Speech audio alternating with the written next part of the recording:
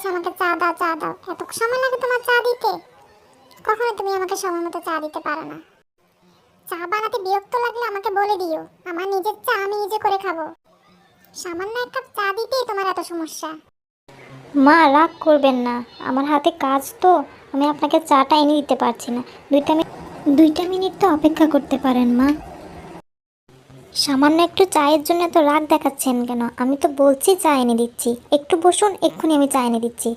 খোকা, দেখে যা, তোর বউ আমাকে কত কথা শোনাচ্ছে। সামান্য এক কাপ চা চেয়েছিলাম বলে কতগুলো কথা শুনিয়ে দিল আমাকে।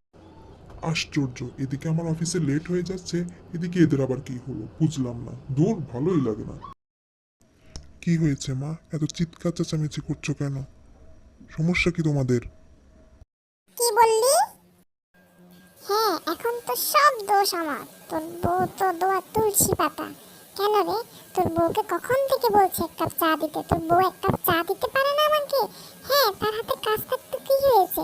হাতের কাজটা একটু রেখে আমার চাটা একটু দিয়ে যেতে পারলো না?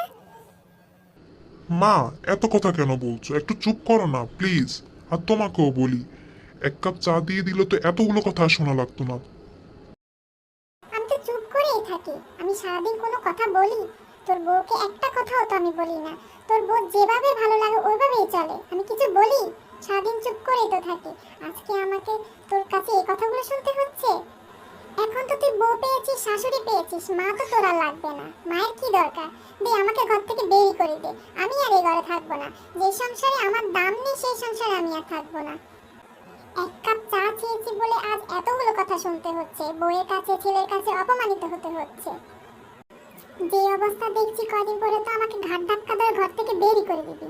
আমরা আমাদের শ্বশুর শাশুড়ির জন্য কত কিছু করেছি, আর তোর বউরা সামান্য এক কাপ চা করে খাওয়াতে পারবে না শাশুড়িকে? বাহ বাহ, খুব ভালো। আমাদের মতো যদি করতো তাহলে তোদের বউকে খুঁজেও পাওয়া যেত না।